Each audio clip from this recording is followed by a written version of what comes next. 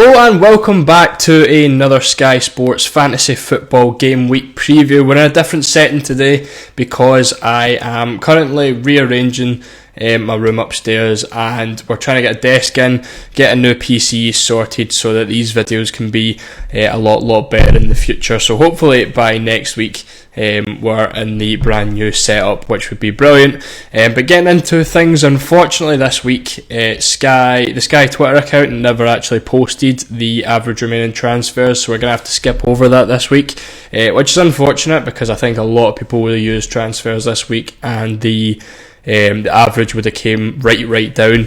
But we are starting off this week with the popular transfers in and out, and as expected the percentages are a lot higher than they were, for example, last week. So we are starting off with Phil Foden, who is the highest transferred player in this week. Of course, Man City have their games back now, and this is now people starting to bring in the Man City players. Actually, Haaland is one of the most transferred players out this week, which is quite surprising considering there was a lot of signs saying that he was going to be in the squad for Man City. Obviously came off the bench and scored, so that was great. If you had him, of course. If you didn't have him, then it's obviously a bit of a problem. But Foden comes in. Isak, also a very popular transfer in, was playing on Saturday, so it just shows you how much people actually wanted him because there was no fixture gain out of that transfer. Again, very good, and scored 2 goals as well. If you captained him, even better. I think that was a 30-pointer that he got. Kevin De Bruyne in third, Julian Alvarez in there as well. Again, people really just bringing in those Man City players again. And then, of course, Bruno Fernandes has been very good recently. Didn't do anything on Saturday, unfortunately, against Burnley. And it was quite unfortunate if you captained him. Transfers out, Mo Salah was at the top, just under 4%. Again, get benched again at the weekend and just doesn't really seem to be doing quite well. Doesn't seem to be in favour either with Klopp. Obviously had a fallout at the weekend as well when he was coming on as a sub. For 11.5 million, it does seem that people have just had enough, and that is him starting to come out, which is quite unfortunate. I think that this is probably one of the only times, or it could end up being the last time, that we own Mo Salah in fantasy football.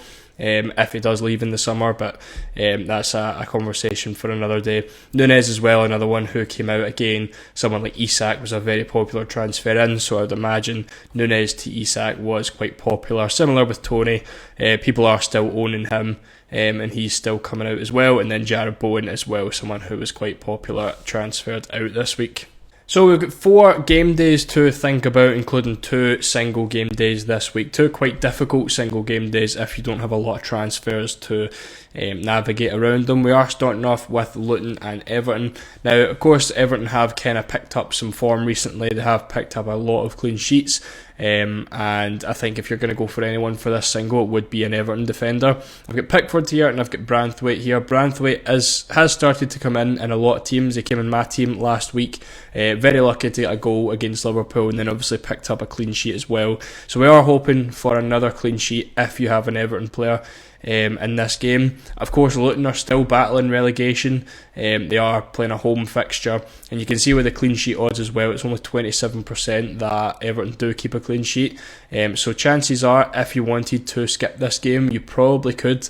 Ideally, I do think Pickford is the better captaincy here because he's been picking up saves very consistently. You can see by the points, 9, 11, 12, 11 in there. When they do keep a clean sheet, he is getting the saves as well. And again, like I mentioned, with Luton pushing for staying in the Premier League, there's a very high chance that Pickford picks up saves again. So if they get a clean sheet, even better, but at least you do have that backup with saves that Branthwaite doesn't really give you, because he doesn't get passes, he doesn't really get tackles.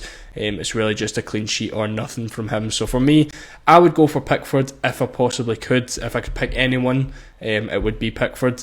But I think you probably could get away with skipping this game because the chances of an Everton clean sheet are so low. Saturday is where it starts to get a bit more difficult. There's potentially 3 captains here that we could go for. We've got Arsenal against Bournemouth. I think Saka could be quite a good one. Newcastle against Burnley, Isak of course, and then Man City against Wolves. Obviously Erling Haaland. So Saka does have a better chance of scoring than Isak does. The reason I've got Isak in here is because I think it is going to be the more popular decision whether you go for Haaland or Isak. I think Isak is now about 4 times more owned than Saka is in the top 1,000, so I thought it would be better to do the comparison between these two. But if you do want a differential captain, I think Saka could be pretty decent because he isn't that highly owned anymore. But looking at these two guys, we've got Haaland at 69% chance of scoring. For me, the fact he's come off the bench for like 15-20 minutes, and I think it might be in half an hour actually, and scored, I think he's going to be starting against Wolves, and I definitely would be wanting to captain him. Wolves don't really have that great a defence, as I actually thought they did have a better one. You can see down the bottom they're 7th in terms of expected goals conceded, which is quite close to Burnley anyway. It's a home fixture as well compared to Newcastle having an away fixture. So for me it would be Erling Haaland. You can see by the chances created though, or the chances conceded, Burnley do concede more chances than Wolves, mainly down the middle, which does favour Isak a bit more. So if you did want a differential captain, you wanted to change things up a bit, Isak could be pretty decent. But I think with such a high chance of scoring, I would be going for Haaland here. And then Sunday, it is another toss-up similar to Thursday with Son and Palmer. Obviously Thursday's games, Chelsea are playing Spurs. That was covered in last week's game week preview if you are looking for that game. This week, Sunday, I've ruled out the Liverpool players. I think a lot of people have just brought them out and they just aren't really performing. They aren't really scoring goals, so I'm not really considering them for captaincy. So I've got Palmer in here against West Ham, and I've got Son against Liverpool. Obviously, on paper, an away fixture to Liverpool for Son isn't going to be ideal, but it is kind of one of those fixtures that does suit the way Son plays, like playing against the high line, running in behind kind of thing. But for this day, I think the easy pick is Cole Palmer here, home against West Ham, who are 3rd for expected goals conceded. They have a worse defence this season than Burnley do, so I would definitely be looking there. And again, a 49% chance of scoring for Cole Palmer as well. And you can see by the chances conceded as well, West Ham through the middle on the right hand side. Obviously Palmer plays in both of those positions, so whichever one he ends up playing, he's still got a very, very high chance of creating chances and obviously scoring as well. So Sunday, easy pick for me, I think it's Cole Palmer. And then finally we have Monday's captaincy day as Crystal Palace against Man United, and I've went for Jean-Philippe Mateta and I've went for Bruno Fernandes here. Again, a bit of a toss-up here. Obviously Mateta is in some fantastic form, and Bruno Fernandes is kind of similar, a bit more difficult. Palace have a very good defence. Bruno isn't exactly a striker. He'll probably get a goal if they end up getting a penalty, and then you'll get the odd pass tiers and stuff from him as well. For me, I think Mateta actually looks like a much better captaincy here with the home fixture. Obviously a much higher, well, I say a much higher, he has a higher chance of scoring as well, 35% compared to Bruno's 25%, and he has only 6.7 million as well. So if you are stuck with, for example, Van Heck, who is now injured, he's the exact same price. If you can move a defender to a striker, I think this could be brilliant. And he has a massive differential as well for this single game day. I don't think too many people are going to have the transfers to be able to bring him in and keep him for that long as well. So I think Mateta definitely looks good. I think if you've got Bruno, obviously it's perfectly fine to have him. I would prefer to have Mateta. I think just the stats kind of favour him a bit more. You can see just by the chances conceded alone, 170 down the middle for Man United this season. That's one of the biggest that I've seen from any team. And I think Mateta could do very, very well. Of course, on penalties as well, which is, I think he's on penalties. I'm pretty sure he's on penalties. Bruno, of course, is on penalties. So I think I think Bruno could do okay. I think Mateta has the chance to score maybe even 2 or 3 goals in that game. So looking at some transfer gains for this week, of course there's not really going to be too many left, as there is only about 3 weeks of fixtures left. Most teams only have about 3 fixtures as well. Main ones to look at: Chelsea still with 5, obviously Spurs still with 5 as well. That's including Thursday's game, and this, or technically the previous game week, but still with 2 days left. The main one I think to look at is going to be these United fixtures, because they are so congested.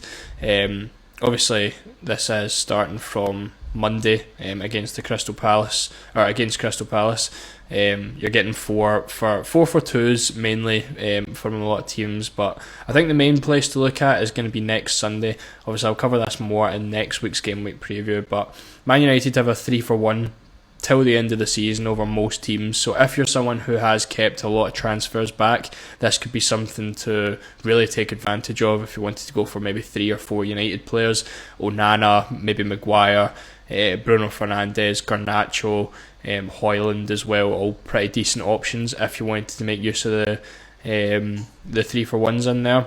Again, not brilliant fixtures against Arsenal, Newcastle and Brighton, but any fixture is good at this point in the season. But looking at fixture games for this week, nothing really happening on Friday. On Saturday, if you wanted to take any of your Everton players out, there is like some 3-for-1s going on. For example, United have a 3-for-1 over Everton, Spurs also have a 3-for-1 over Everton, Chelsea do, Brighton do.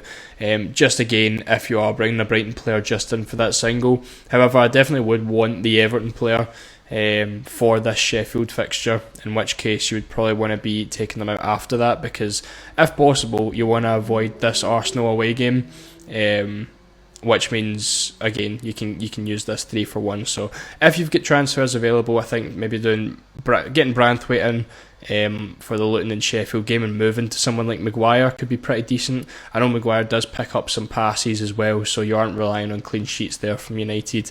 Or if you wanted to bring in Pickford, who I do think has the best captaincy, moving to Onana could be a pretty decent move there. Obviously Onana picks up saves as well. So if you've got extra transfers, I know in my case I've only got 2 left, so I'm not going to be able to do it, but I think that could be pretty decent.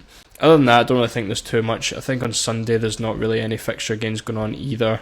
If I can get this right, there we go. Again, it's really just Spurs with 3-for-1s over most teams. Wolves, a lot. You can kind of see it for yourself. Most teams have a 3-for-1, but we already know this. Spurs do have a lot more fixtures than everyone else. United obviously in here. I definitely would be wanting at least one United player, especially if you've taken out Saka, because a United attacker at home against Arsenal could be pretty decent. Then obviously you get the Palace single as well out of that, and obviously the extra games. So I'd definitely be looking to get a Man United player in here, preferably Bruno Fernandes. I think he'd be pretty decent, but if not, again, the players I mentioned, Onana, Maguire, Garnacho, all look pretty decent. Other than that, don't think there's really too much going on. Obviously Chelsea have a 3-for-1 in there over some players. Don't really think you really need that. I don't think any of them are really performing well enough to the point where we would need them. Obviously we've got Palmer as cover there if we need one for captaincy. I don't think Jackson's really good enough to be wasting a sub this late on. But I think, to be honest, most people are going to be in similar positions to me, where you're really just using those final transfers to cover the captaincies. For this Liverpool and Villa one, I do think Watkins is probably the better pick now, with how bad Liverpool are attacking wise. Maybe if you've got Van Dijk, but I think it's very, very unlikely that Liverpool keep a clean sheet in there, so you're hoping for passes, so maybe max 4 points in there. But I think probably Watkins is going to be the best pick in there, and I don't really think you can get much fixture gains out of Watkins either, so it's really just going to be bringing him in for the single if you are going to do that, and getting the 2-for-1 over whoever you bring them in for. And then finally, getting into things with my own team. 3 transfers were made over the weekend. Salah came out and Nunez came out. I feel like that was my best chance of getting in Son and Haaland, so they both came in for me. Bruno Fernandes also came out. He is going to be one of my last 2 transfers that I've got left in terms of bringing him back in, and it's going to be for Solanke. I think it might be just before this Brentford game that he comes in. So I'd like to keep Solanke in there, but again, there's none of these guys that I would like to take out, and I definitely want to get Bruno in there. And then finally, I think the last transfer, I don't really know what's going to happen with Van Heck. I've not heard any info on how bad the injury is for him. Hopefully he's okay, that way I don't have to use my last transfer on him. But I think it's going to have to be maybe getting Van Dijk back in, which is unfortunate because I literally just brought him out, and then Van Heck got injured, which was quite shit. But it looks like if I want a captaincy for that Villa and Liverpool day, Van Dijk's going to be the one. Whether I actually want Van Dijk or not, as I said, I do think he will only get about 4 points in that game, and that's only 8 for the captaincy. So I do have the option of possibly skipping, and then maybe utilising that last transfer somewhere else. So always an option. The only thing is, I think most people do have a Liverpool player for that captaincy day, so I probably will drop quite a lot. I did manage to really claw back some rank this week. I'm up to 1,500, still aiming for the top 1k, which has went pretty decently. But I did have a pretty dreadful week in the first team, so I'm surprised I went up that high, because you can see again just below me the weekly score in my first team was about 120,000, which is pretty poor. And we've still managed to climb up quite a bit. So 3 weeks to go, I believe. 3 weeks to go, and then the season is over. So hopefully making it into that top 1k. Second team has been flying recently, which is annoying because I would prefer I've done that in my first team. I captained Bruno on Saturday. I went for Isak in this team. Also brought in De Bruyne, brought in Haaland, brought in Vicario in this team as well. And kind of just kept a lot of players, not really bothering too much with this team, but managed to claw this back up to 4k as well, which is acceptable. But yeah, pretty happy with the way things are going. My last 2 transfers, again, as I said, Solanke's going to go to Bruno to finish off that kind of 3 for 0 with Son coming in. I did mention that last week, and then Bruno's going to be my captaincy, and then I might even just skip the Villa and Liverpool game, to be honest, and have a look and see what I can do with that final transfer. If not, I will be covering that game, and that'll be where the transfer is used. But that is how things are looking for myself, and that is going to be the end of the video. So if you enjoyed, please make sure to leave a like, make sure to subscribe as well, and let me know down in the comments how many transfers that you've got left and what kind of moves you're planning on making, because I'm quite interested to see what people that don't really have a lot of transfers are going to be doing over the next few weeks. So once again, thank you for watching, and I'll see you all in the next one.